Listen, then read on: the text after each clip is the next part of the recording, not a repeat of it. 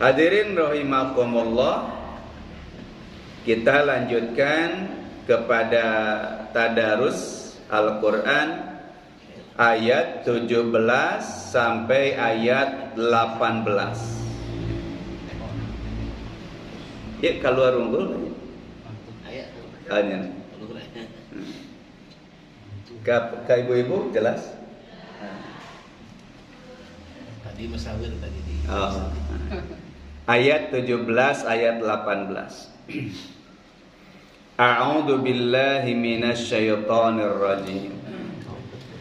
Makana ente kabuktian lil musyrikina pikeun anu malusyrik ayyamuru yen pikeun ngamakmurkeun masajidallah masjid-masjid Allah syahidina nyaksian maranehna ala anfusihim kana diri-diri maranehna bil kufri ku kakufuran ulaika tuh itu teh habitat rusak a'maluhum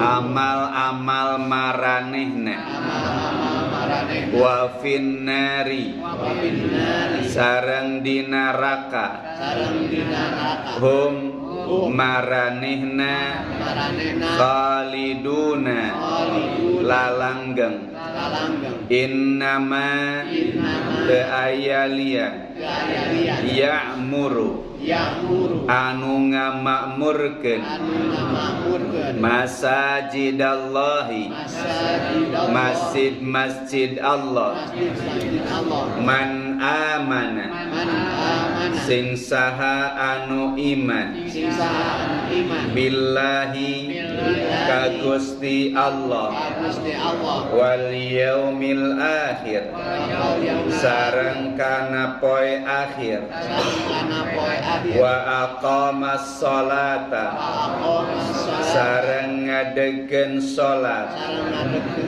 wa ataz zakata sareng ngaluarkeun kana zakat walam yahsya jeung teu sieun illallah angin ka Gusti Allah fa asa nya mudah-mudahan ulaika tuh itu teh ayyakunu bakal kabuktian maranehna minal muhtadina tinu kenging hidayah. Hadirin rahimakumullah, dua ayat ini menjelaskan tentang imaratul masjid, tentang keagungan, keutamaan masjid.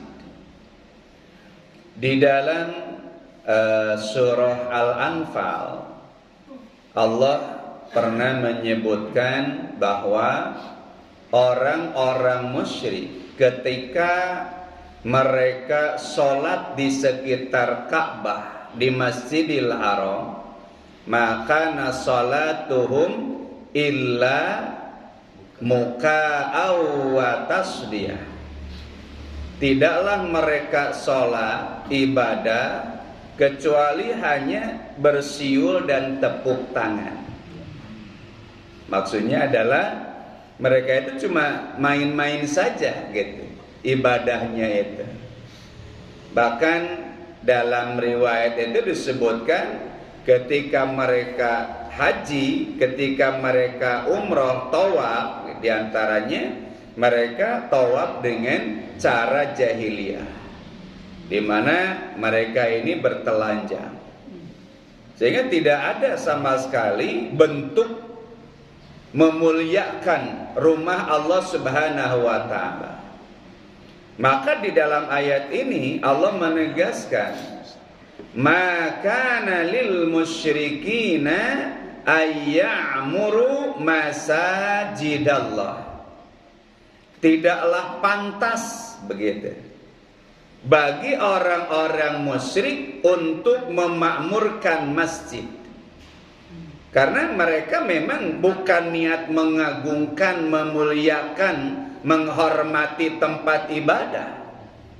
Mereka menjadikan tempat ibadah itu sebagai tempat permainan saja, bukan sebagai tempat untuk pengabdian diri, mendekatkan diri, mensucikan diri kepada Allah Subhanahu wa Ta'ala. Hanya dijadikan sebagai tempat permainan, hehereyan gitu, tepuk tangan, baris bersiul, ngayot gitu, salat nada gitu ya, atau ya joget-joget begitu, nari-nari. Itulah ibadah mereka. Ya tentu itu sangat tidak pantas, sangat tidak layak dilakukan di masjid yang merupakan Baitullah, rumah yang sangat diagungkan oleh Allah Subhanahu wa Ta'ala. Berkenaan dengan hal ini hadirin, surah Jin ayat 18 menyebutkan wa annal masajida lillah. Sungguh masjid itu adalah milik Allah, bangunan yang memang diperuntukkan untuk mendekatkan diri kita kepada Allah Subhanahu wa Ta'ala, untuk memperlihatkan pengabdian kita, ketaatan kita, ketakwaan kita kepada Allah Subhanahu wa Ta'ala. Lillah. Fala tad'u ma'allahi ahada. Nah ini alasannya. Kenapa Allah menyebutkan makana lil musyrikina ayya'muru masajidallah. Tidak pantas, tidak layak orang-orang musyrik itu untuk memakmurkan masjid. Kenapa? Karena mereka tad'u ma'allah ahada. Karena mereka selain beribadah kepada Allah, selain menyembah Allah, mereka juga menyembah sesuatu selain Allah. Padahal Allah menegaskan di dalam surah Jin ayat 18, wa annal masajida lillah fala tad'u ma'allah ahada. Masjid itu khusus dibangun untuk orang-orang yang beriman, yang tidak mempersekutukan Allah. Jadi yang layak untuk memakmurkan masjid itu adalah mereka yang pengabdiannya, yang ibadahnya, yang mentauhidkan Allah semata. Kalau orang musyrik kan tidak. Mereka masih mengagungkan selain Allah. Ada yang mengagungkan berhala, ada yang mengagungkan jin, ada yang mengagungkan bintang-bintang, ada yang mengagungkan para malaikat, ya, ada yang masih mengagungkan kuburan dan sebagainya. Maka Allah menegaskan di dalam ayat tadi, makana lil musyrikina ayya'muru masajidallah. Karena akidah mereka menyimpang, karena keimanan mereka tidak benar, maka sungguh tidak pantas mereka ini memakmurkan masjid. Itu alasannya. Ya. Kemudian Allah melanjutkan, wa syahidina ala anfusihim bil kufri. Jadi mereka ini tahu ya bahwa dirinya itu adalah kufur. Syahidina ala anfusihim bil kufri. Jadi sebenarnya mereka ini kufur. Jadi antara musyrik dan kafir itu memang tidak bisa dipisahkan.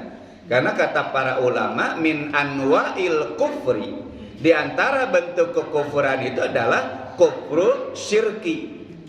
Kufur dalam bentuk mensekutukan Allah Subhanahu wa Ta'ala. Contoh hadirin, kenapa musyrik itu juga kafir? Allah di dalam surah Al-Ikhlas menyebutkan Qul huwallahu ahad. Ini kan ayat Al-Quran yang menegaskan bahwa Allah itu esa. Allah tidak punya saudara, Allah tidak punya orang tua, Allah tidak punya keturunan. Tapi orang Nasrani, orang Yahudi mengklaim bahwa Allah punya keturunan. Kata orang Yahudi bagaimana? Uzair ibnullah. Uzair adalah putra Allah. Yang menyebutkan bahwa Uzair ibnullah kafir tidak? Kafir hadirin. Ya, sekaligus dia musyrik karena menganggap ada yang lain selain Allah Subhanahu wa taala. Nah, ini contohnya hadirin. Ya. Jadi di antara jenis-jenis kufur itu adalah kufur syirki. Kufur dalam bentuk mensekutukan Allah dengan makhluk. Nah, ini contohnya tadi orang Yahudi mengatakan Uzair ibnullah. Orang Nasrani mengatakan Masih ibnullah. Masih adalah keturunan Allah Subhanahu wa taala. Mereka kafir sekaligus mereka juga musyrik. Maka Allah menyebutkan di dalam ayat ini syahidina ala anfusihim bil kufr. Orang-orang musyrik itu mengakui dalam dirinya ya, bahwa mereka ini adalah kufur. Syahidina ala anfusihim bil kufr. Kemudian ayat ini menjelaskan bahaya syirik, bahaya kufur. Apa kata Allah? Ulaika habitat a'maluhum. Ulaika, siapa mereka itu? Orang-orang musyrik. Mereka itulah siapa? Orang-orang musyrik. Kan ayat sebelumnya, kalimat sebelumnya adalah makana lil musyrikina. Orang-orang musyrik itu kata Allah Subhanahu wa taala habitat a'maluhum. Apa habitat itu? Rusak, hancur. Nah, ini diantara bahaya syirik. Apabila seseorang ahli ibadah banyak berbuat kebaikan tapi dia mensekutukan Allah, maka amal kebaikannya itu gugur hadirin.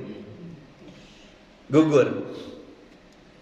Ada yang gugurnya itu amal tertentu, ada yang gugurnya itu semua amalnya. Dalam surah An-Nisa kan, ya, Allah menegaskan bahwa barang siapa yang mensekutukan Allah, maka ya fa ahbata a'maluhum. Sama kalimatnya di habita, rusak, musnah, sia-sia amalnya itu. Karena Allah tidak akan menerima amal kebaikan, amal ibadah dari seseorang yang masih meyakini ada sesembahan selain Allah Subhanahu wa taala. Allah paling tidak suka itu. Dalam hadis qudsi disebutkan ana agna syuraka'u anis syirki, kata Allah. Saya ini paling tidak suka ada hamba yang mempersekutukan aku dengan selain aku. Maka barang siapa ada di antara hambaku yang mempersekutukan aku dengan yang lainnya, maka saya akan tinggalkan dia dan dia semua amal perbuatan yang dia kerjakan. Jadi tidak akan diterima oleh Allah Subhanahu wa taala. Nah, ini bahayanya syirik hadirin. Ada juga syirik yang menghapus atau membatalkan amal tertentu. Itu syirkun niyah. Kan syirik itu ada dua jenis. Ada syirkul asghar, ada syirkul akbar. Nah, kalau syirkul asghar itu adalah syirik dalam hal maksud, tujuan atau niat. Ya, itu syirkul asghar masuknya. Kalau kita berbuat satu kebaikan, kemudian niat, tujuan dan motivasinya itu selain Allah, maka amal itu gugur. Amal itu gugur. Tapi hanya amal itu yang gugurnya. Tapi kalau syirkul akbar, contoh misalkan ruku, sujud kepada selain Allah, menyembah patung, menyembah matahari, menyembah malaikat, menyembah jin, maka itu bukan lagi menghapus atau menggugurkan amal yang satu, tapi semua kebaikannya dihapus oleh Allah Subhanahu wa taala. Ya. Nah, ini harus dipahami karena ini sangat membahayakan hadirin. Coba bayangkan kita sudah banyak berbuat kebaikan, ya, kita selalu beribadah kepada Allah Subhanahu wa taala, tapi nanti pas di akhirat tidak ada kebaikannya itu. Haba'an mansur, terbang, nggak ada. Kalau dalam Al-Quran itu ilustrasinya itu kasyarabim biqi'atin minal ardi, seperti fata morgana di sebuah tanah lapang. Seperti ada air, pas kita datangi ternyata tidak ada. Jadi amal kita itu seakan-akan banyak, gitu ya. Tapi pas nanti kita jumpai di akhirat, kok nggak ada apa-apanya amal kita itu. Ada juga perumpamaan dalam Al-Quran, itu seperti ada debu di atas batu yang licin, kemudian tertiup angin, bersih, tidak ada apa-apanya. Kalau kata orang Sunda mah, jiga cai dina daun talus, itu bahasa Sundanya. Kalau bahasa Al-Qurannya tadi kasyarobin, seperti fata morgana, atau seperti ada debu di atas batu licin kemudian tertiup angin. Itu ilustrasi Al-Quran. Artinya tidak ada kebaikan sama sekali. Dan Allah sangat tidak suka kita ini mempersekutukan Allah dengan yang lainnya. Maka kata Allah, ulaika habitat a'maluhum. Orang-orang yang mempersekutukan Allah, orang-orang musyrik, sekalipun mereka ini ahli masjid, memakmurkan masjid, tapi sayang amalnya itu rusak. Amalnya itu rusak. Maka inilah pentingnya syahadat hadirin. Inilah pentingnya kalimat tauhid. Ya. Kalimat tauhid ini jangan sampai kita nodai dengan amalan-amalan syirik gitu. Karena kalau kemudian syahadatnya batal, maka seluruh amal kebaikan kita juga tidak ada nilainya, tidak ada gunanya. Padahal yang bisa menyelamatkan kita nanti di akhirat itu adalah kalimah thayyibah, kalimah la ilaha illallah, kalimah tauhid. Rasul dalam banyak riwayat menyebutkan, man qala la ilaha illallah sidqan min qalbihi dakhalal jannah. Jadi kalimat tauhid ini sakti hadirin. Kalimat sakti gitu. Kalimat yang mampu menyelamatkan seorang manusia dari azab Allah Subhanahu wa taala. Yang bisa menyelamatkan manusia dari neraka. Jadi sebenarnya kita ini sudah diberikan kunci surga. Maka kata Gus Baha itu sebenarnya masuk surga itu lebih mudah daripada masuk neraka. Kenapa? Karena sudah punya kuncinya. Neraka nggak punya kuncinya kan? Kira-kira kalau masuk rumah nih, kita sudah pegang kuncinya, dengan kita tidak punya kuncinya, lebih mudah mana? Ya lebih mudah yang sudah punya kuncinya kan? Tinggal buka masuk aja. Coba yang tidak ada kuncinya, karena sudah didobrak. Gitu. Nah, inilah saktinya kalimat thayyibah, kalimat tauhid. Dan ini adalah anugerah dari Allah Subhanahu wa taala. Maka jangan sampai kemudian ya ternodai dengan amalan-amalan musyrik. Gitu ya, karena kata Allah Subhanahu wa taala, ulaika habitat a'maluhum. Jadi kalau kita mensekutukan Allah, maka amal kita termasuk amal memuliakan masjid, memakmurkan masjid, itu tidak ada nilainya di hadapan Allah Subhanahu wa taala. Gitu ya. Nah, karena amalnya tidak diterima, karena amalnya rusak, maka wayahna kata Allah wa finnari hum khalidun. Nanti di akhirat dia akan kekal di neraka. Kenapa? Nggak ada amal sedikit pun, nggak ada kebaikan sedikit pun. Karena untuk surga itu kan harus ada kebaikan. Lah ini tidak ada kebaikan sama sekali. Imannya tidak ada, amaliyahnya juga hilang. Apa yang bisa menjadi alasan untuk menghuni surga? Kan tidak ada. Maka kata Allah hukumannya adalah wa finnari hum khalidun. Nah ini bahaya syirik yang kedua, al-khulud finnar. Orang-orang musyrik itu akan kekal di dalam nerakanya. Ini nanti dikuatkan di dalam surah Al-Bayyinah. Innal ladzina kafaru min ahlil kitabi wal musyrikina fi nari jahannama khalidina fiha. Orang kafir, orang musyrik kalau tidak sempat tobat sebelum matinya, tidak kembali kepada tauhid, maka dia akan kekal di dalam nerakanya. Sebaliknya kalau orang itu ya ketika hidupnya masih bertauhid kepada Allah Subhanahu wa taala, maka dijamin masuk surga. Dijamin masuk surga. Man kana akhiru kalamihi la ilaha illallah dakhalal jannah. Siapa saja kata Rasul itu, ya, pendosa, orang kafir, orang musyrik, siapapun, apabila kana akhiru kalamihi, apabila sebelum menghembuskan nafas terakhirnya dia itu orang ahli tauhid, tobat, sebelumnya musyrik, sebelumnya kafir, sebelumnya banyak melakukan dosa, tapi dia bertobat gitu. Sempat tobat dulu, dan ucapan kalimat yang keluar terakhir dari lisannya adalah la ilaha illallah dakhalal jannah, masuk surga. Begitu.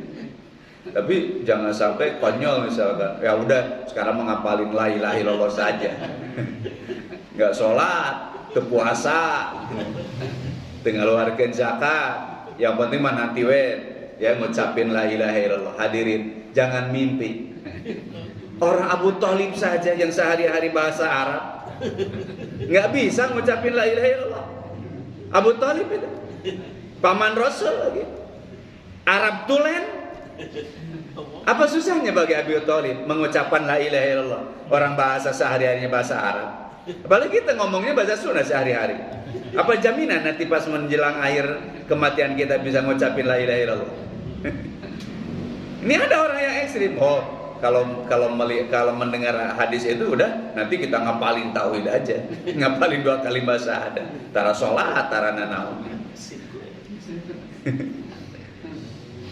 Karena hadirin wakumullah, kematian itu gambaran kehidupan kita sehari-hari.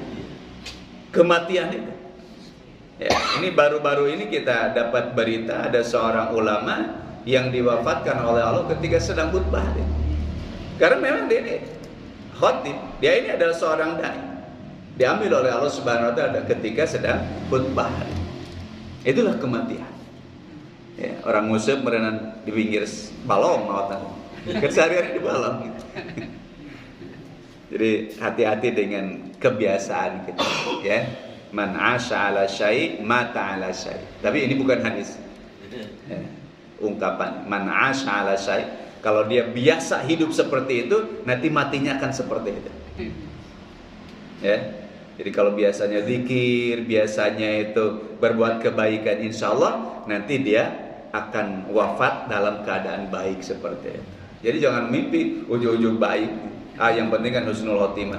Husnul khotimah itu min bidayah husnul bidayah itu nanti jadi husnul khotimah. Jadi kalau awalnya nggak baik, masa iya akhirnya baik? Iya nggak? Jadi kalau permulaannya tidak baik, apa iya nanti ujungnya baik? Pasti tidak baik juga. Sekalipun ada kasus ya, misalkan dalam kitab Riyadhus Shalihin gitu ya, itu ada katanya yang dia membunuh 100 orang, tapi kemudian husnul khotimah, yaitu mah mungkin 1 juta, 1 dari 1 juta orang mungkin. Jangan berharap seperti itu. Mending kita mempersiapkan kematian yang indah dengan apa? Dengan cara membiasakan kebaikan-kebaikan di dalam hidup kita. Nah, ini jadi selain amalnya itu rusak, hadirin, habitat a'maluhum, juga terancam dia akan kekal di dalam neraka. Jadi orang musyrik itu diancam oleh Allah, yaitu khuludun finnar. Dia akan kekal di dalam neraka. Ya. Nah, hari ini makumullah, di dalam surah An-Nur, ya, di dalam surah An-Nur ayat 36-37, Allah menjelaskan bagaimana memfungsikan masjid itu. Kata Allah Subhanahu wa taala, fi buyutin adzinallahu an turfa wa yudhkara fiha ismu yusabbihu lahu fiha bil ghudwi wal asal. Fi buyutin maksudnya adalah fil masajid. Kadang disebut masajid, ya masjid, kadang juga disebut buyut, baitullah, masajid lillah. Adzinallahu an turfa. Allah mempersilahkan, Allah menyuruh kita untuk meninggikan bangunannya. Jadi imaratul masjid itu 2 hadirin caranya. Yang pertama adalah dengan membangunnya. Yang kedua, lihat di sini, wa yudhkaru fiha ismu yusabbihu lahu. Yang kedua, jadikan masjid itu sebagai tempat zikir, tempat mengagungkan, mensucikan Allah. Jadi imarah masjid itu ada 2. Satu dengan cara membangunnya, ya, diperindah masjid itu, gitu ya, dipercantik, kemudian dijaga kebersihannya, dijaga kenyamanannya. Itu juga imaratul masjid, supaya ibadahnya itu betah, ibadahnya itu nyaman, gitu ya. Mungkin pakai AC, gitu ya, pakai parfum, gitu, karpetnya selalu wangi. Itu juga imaratul masjid.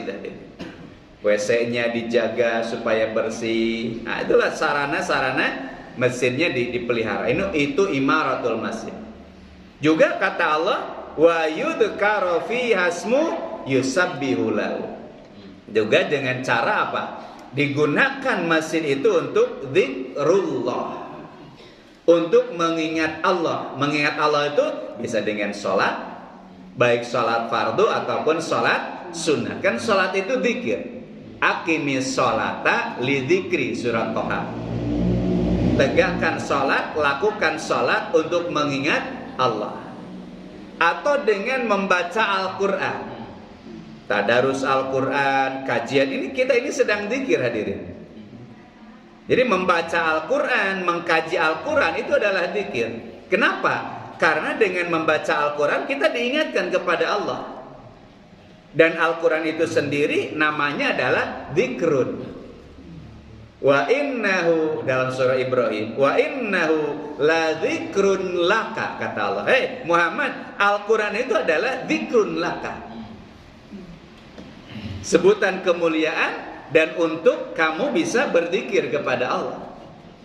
Atau dalam ayat lain Allah menyebutkan inna nahnu nazzalna dzikra.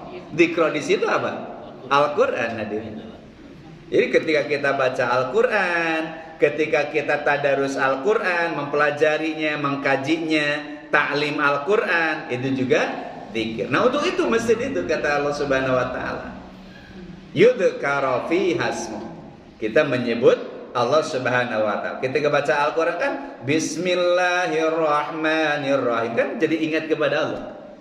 Kita membaca Al-Quran, kita menyebut Allah Subhanahu wa taala. untuk itu masjid itu ya. Kemudian kata Allah, rijalul la tulhihim tijaratun wala bai'un an dzikrillah. Yang di dalamnya manusia-manusia yang tidak tergiur atau terlena, terpalingkan dari perniagaan, gitu ya. Jadi tidak disibukkan dengan bisnis. Ya, dia fokus dzikir, an-dzikrillah. Juga masjid itu digunakan untuk wa iqamis shalah, untuk sholat, wa itaiz zakat, untuk mengatur zakat. Ya khafuna yauman tataqallabu fihil qulub wal absar. Ya, nanti dijelaskan dalam ayat berikutnya. Ya khaf, orang yang ahli masjid itu pasti takut kepada Allah Subhanahu wa taala. Nah, gitu. Kemudian ayat kedua, hadirin. Kalau orang-orang musyrik itu tidak layak memakmurkan masjid, maka siapa kemudian yang layak memakmurkan masjid itu? Kan gitu ya. Kalau orang musyrik itu dilarang dekat-dekat ke masjid, lalu siapa yang layak memakmurkan masjid? Ya, dalam surah Al-Anfal kan kata Allah, ya, wala taqrabu masjidal harama ba'da amihim hada. Setelah Fatu Makkah, Rasul melarang orang musyrik tidak boleh lagi dekat-dekat ke Masjidil Haram. Ya, orang kafir kan tidak boleh masuk Masjidil Haram. Bahkan bukan hanya Masjidil Haram, ya, tanah haram pun kan tidak boleh orang kafir itu, ya. Nah, kata Allah kemudian, innama ya'muru masajidallah man amana billah. Satu. Orang yang pantas memakmurkan masjid itu adalah orang yang memiliki iman. Orang yang orang yang beriman kepada Allah Subhanahu wa taala, ahlul iman. Imannya yang benar. Ahli tauhid. Kalau orang musyrik tidak layak karena imannya tidak baik. Imannya tidak lurus, imannya tidak benar, maka dilarang oleh Allah. Maka nalil musyrikina ayyamuru masajidallah. Nah, yang diperbolehkan itu adalah orang yang iman dan imannya itu bersih. Bersih dari apa? Bersih dari kemusyrikan. Iman yang tauhid, ya, iman yang tulus, iman yang ikhlas, tidak tersusupi, terkotori, tercampuri dengan kemusyrikan. Nah, itu orang yang layak untuk memakmurkan masjid. Itu yang layak tinggal di masjid. Jangan orang-orang yang masih mempersekutukan Allah, kata Allah Subhanahu wa taala. Yang seperti itu mah masih kene kotor lah. Maka dalam ayat nanti masih surah At-Taubah, innamal musyrikuna najasun fala taqrabu masjidah. Kan gitu ya. Orang-orang musyrik itu najis, tapi nanti maksud najisnya itu adalah najis ma'nawi, bukan najis hissi, ya. Najis ma'nawi. Jadi secara akidah najisnya itu. Ya, secara keimanan, bukan fisiknya najis. Ya, tidak. Tapi ada juga yang mengartikan ya najisnya najis hissi. Sehingga ketika ada orang yang dianggap musyrik ya, masuk masjid, maka masjidnya harus dipel gitu.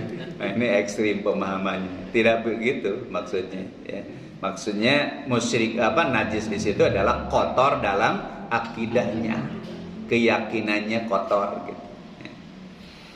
Nah, kata Allah yang pertama bahwa yang memakmurkan masjid itu harus orang beriman gitu. Ya. Maka kemudian bisa dipahami dari ayat ini bahwa masjid itu adalah simbol keimanan, hadirin. Ya, masjid itu adalah simbol keimanan. Keimanan kita, keimanan masyarakat. Jadi kalau masjidnya itu makmur, masjidnya itu hidup, nah berarti keimanannya itu subur gitu. Termasuk keimanan kita, hadirin. Kalau kita ini cinta masjid, kalau kita ini betah di masjid, seneng memakmurkan masjid, berarti iman kita ini subur. Jadi identitas atau ciri keimanan kita ini bisa diukur dengan kecintaan kita kepada masjid. Ini makna daripada innama ya'muru masajidallah man aman. Dan ini ditegaskan oleh Rasulullah sallallahu alaihi wasallam. Kata Rasul, "Idza ra'aitum," kalau kalian menyaksikan, ra'aitum, melihat, menyaksikan, ya. Rajula, seseorang, rajul bukan hanya laki-laki, seseorang, ya'tadul masjidah, terbiasa datang ke masjid, waktu sholat datang ke masjid, waktu pengajian datang ke masjid, gitu. Ya'tadul masjid, biasa ke masjid itu, betah di masjid itu, ya, rajin ke masjid itu. Maka kata Rasul, fashhadu lahu bil iman, berikan kesaksian oleh kalian bahwa mereka ini adalah orang-orang yang benar imannya. Nah, ini dikuatkan oleh hadis tadi, hadirin. Jadi imaratul masjid itu merupakan simbol keimanan. Jadi masjid itu simbol keimanan, tapi bukan megahnya, ya. Bukan megahnya. Oh, misalkan masjidnya 2 triliun misalkan, gitu ya. Oh, berarti imannya bagus, enggak. Yang dimaksud di sini adalah kegiatannya, gitu. Jadi kalau masjidnya itu ramai dengan kegiatan, gitu ya, keislaman, pengajiannya, sholat wajibnya, sholat fardunya, gitu ya, dan sebagainya, nah, berarti kualitas keimanannya bagus. Sekalipun mungkin masjidnya sederhana, gitu, tapi kegiatannya itu bagus, gitu ya. Kegiatannya itu bagus. Nah, kemudian yang kedua, kata Allah Subhanahu wa taala, bahwa masjid itu berfungsi untuk wa aqamas shalah. Gunakan masjid itu, ya, untuk menunaikan sholat, sholat fardu, sholat sunnah. Jangan sampai waktu sholat masjid itu dikunci, gitu. Waktunya sholat masjid itu, ya, tertutup, gitu. Jadi kosong masjid waktu sholat, nggak ada yang sholat. Masjidnya besar, masjidnya megah, tapi yang sholat tidak ada. Padahal fungsi masjid itu adalah untuk iqamatus sholat, untuk umat Islam menunaikan sholat. Masjidnya besar, indah, megah, tapi masyarakat sholatnya di mana? Di rumah. Jadi tidak masuk kategori ini. Padahal masjid itu untuk melaksanakan sholat, wa aqamus sholat. Nah, bagaimana kemudian takmir masjid itu, ya, memotivasi supaya masyarakat yang ada di sekitar masjid itu senang, betah, rajin ke masjid. Wah, Ustaz, harus dikasih sembako setiap sholat, kalau perlu nggak apa-apa. Ya, kan ada itu saya lihat di masjid itu, suatu masjid nggak tahu di mana, gitu ya. Kemudian mungkin hari Jumat berkah atau hari apalah, gitu ya. Setelah jamaah pulang dari masjid itu, bubar sholat di masjid itu, mereka dipersilakan mengambil sayuran. Jadi disiapkan sayuran, gitu. Silakan masyarakat mengambil seperlunya. Nah, gitu ya. Nah, ini bisa jadi kan supaya mereka itu cinta kepada masjid.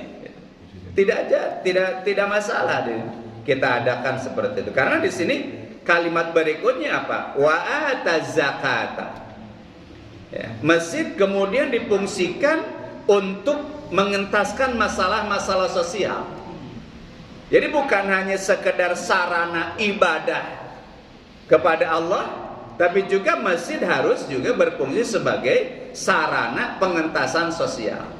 Kan Rasul itu kalau setelah mimpin sholat, dia lihat itu jamaahnya itu siapa yang tidak hadir, kenapa tidak hadir. Kalau sakit kemudian dia tengok oleh Rasul, ya, dia tengok. Mungkin kalau tidak bisa berobat, ya dikasih uang untuk berobat. Ini kan pengentasan sosial, dan itu berawal dari masjid dari ini.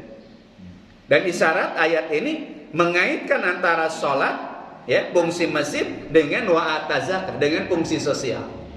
Jadi masjid jangan cuma kemudian menampung jamaah ya, untuk sholat saja, tapi bagaimana kemudian masjid ini bisa mengentaskan masalah-masalah sosial di masyarakat itu. Wa ataz zakat. Ini syaratnya gitu. Ya, masjidnya besar, ya, senang ngebangun masjid, tapi masyarakat sekitar terlantar, kan tidak baik juga gitu ya.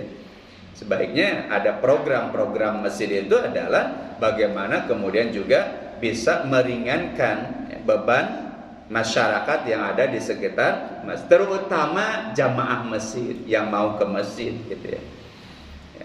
Jangan sampai ada jamaah misalkan yang tidak ke masjid. Kenapa tidak ke masjid? Nggak punya sarung. Nah gitu ya, nggak punya sarung. Biasanya rajin ke masjid itu, setiap sholat berjamaah dia selalu hadir ke masjid. Suatu saat ya, sholat subuh tidak ada, sholat duhur tidak ada, sholat asar tidak ada. Ini kemana nih jamaah ini? Nah ini takmir masjid harus peka. Kemana ini dicari? Tanya, oh ternyata ya sarung satu-satunya itu ada yang ngambil. Sehingga itu memang sholatnya pakai sarung itu, sehingga dia tidak bisa ke masjid. Dan ini terjadi di zaman sahabat hadirin. Terjadi di zaman sahabat. Ada seorang sahabat yang setelah sholat itu orang lain wiridan, berdoa, dia cepat pulang. Ya. Orang setelah sholat berdoa, dia segera pulang. Kan jadi pertanyaan bagi Rasul. Ini kenapa nih? Orang ini setelah sholat kok langsung gitu, mangpret gitu. Assalamualaikum, langsung pulang. Gitu. Orang lain mah ngobrol dulu dengan Rasul gitu. Selidik. Ternyata ditanya, ya Rasulullah, saya cuma punya kain satu. Ya. Istri saya nunggu kain ini. Jadi kalau selesai sholat, istri saya kan harus sholat, maka saya segera pulang, gantian dengan istri saya supaya bisa sholat dengan kain yang saya pakai ini. Maka diberilah kain oleh Rasulullah SAW. Ini contohnya diri. Wa ataz zakat. Jadi takmir masjid itu jangan sampai kemudian kehilangan jamaahnya gitu. Ya, kehilangan jamaah, harus tahu nih kondisi jamaah itu seperti apa misalkan. Ya. Sudah seminggu tidak ada sholat berjamaah, kemana ini? Sudah tahu-tahu sudah meninggal, takmirnya nggak tahu. Gitu. Nah, jangan sampai seperti itu. Ini yang ketiga ya, bahwa masjid itu adalah simbol keimanan. Masjid itu tempat kita sholat berjamaah. Ya. Yang ketiga, masjid itu adalah sebagai sarana untuk mengentaskan masalah-masalah kehidupan sosial. Wa ataz zakat. Lalu yang keempat kata Allah, walam yakhsha illallah. Masjid itu harus menimbulkan rasa khasyah kepada Allah dengan kajian-kajian ya Al-Qur'an atau As-Sunnah begitu ya, atau dengan ibadah-ibadah yang meningkatkan keimanan kita, kedekatan kita kepada Allah. Itu harus semakin masyarakat itu takut kepada Allah Subhanahu wa taala. Rajin ke masjid tapi ku Allah teu sieun. Nah, ini ada yang salah berarti di masjidnya ini. Ya. Bahkan punten-punten misalkan malah jadi ngurus masjid malah teu sieun ku Allah gitu. Kencelengna dibawa ke rumah. Kan ini masalah gitu. Ada apa? Oh berarti manajemen masjidnya yang keliru, yang kurang baik. Nah, itu harus diperbaiki. Bagaimana supaya kemudian ahli masjid itu memiliki khasyatullah. Nah tadi di dalam surat An-Nur juga kan begitu. Ya, rijalul la tulhihim tijaratun wala bai'un an dzikrillah. Kemudian yang berikutnya ya khafuna yauma tataqallabu fihil qulub wal absar. Takhafuna. Ada rasa takut tuh. Gimana nanti saya di akhirat? Memikirkan akhirat dia. Begitu ya. Jadi orang yang sadar akhirat pasti dia takut kepada Allah Subhanahu wa taala. Nah, orang yang seperti itu hadirin, orang ahli masjid yang seperti itu, ya, berangkat dari keimanan yang benar, kemudian juga sholatnya baik, dia peduli dengan sosial, dia takut kepada Allah. Nah, inilah orang-orang yang mendapatkan hidayah dari Allah Subhanahu wa taala. Kata Allah, ya, ulaika ayyakunu minal muttaqin. Nah, orang seperti itu yang sudah mendapatkan hidayah.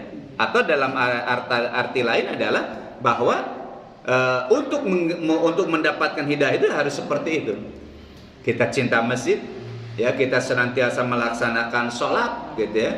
Kita kemudian juga harus takut kepada Allah. Nah, maka kita akan mendapatkan hidayah. Buahnya itu adalah hidayah, bimbingan kehidupan dari Allah Subhanahu wa taala. Hadirin rahimakumullah, ini ada beberapa hadis ya tentang keutamaan masjid, hadirin. Yang pertama, ahli masjid itu nanti akan mendapatkan perlindungan di padang mahsyar. Ada 7 golongan kata Rasul yang akan mendapatkan perlindungan, jaminan keselamatan nanti di padang mahsyar. Di antaranya yang pertama adalah kata Rasulullah sallallahu alaihi wasallam, rajulun qalbuhu mu'allakun bil masajid. Seseorang yang hatinya itu selalu terpaut dengan masjid. Dia rindu kepada masjid itu. Dia cinta kepada masjid. Dia betah di masjid itu. Rajulun qalbuhu mu'allakun bil masajid. Nah, orang yang seperti ini kata Rasul, dia akan mendapatkan dillun, ya, perlindungan. Dilindungi dari rasa panas, dilindungi dari rasa haus, ya, dari rasa lapar, dari rasa cemas, khawatir, takut. Allah akan selamatkan orang itu dari dahsyatnya, dari ngerinya di padang mahsyar. Kedua, hadirin, masjid itu adalah tempat yang sangat dicintai oleh Allah Subhanahu wa taala. Kalau tempatnya dicintai, otomatis orang yang ada di dalamnya juga dicintai oleh Allah Subhanahu wa taala.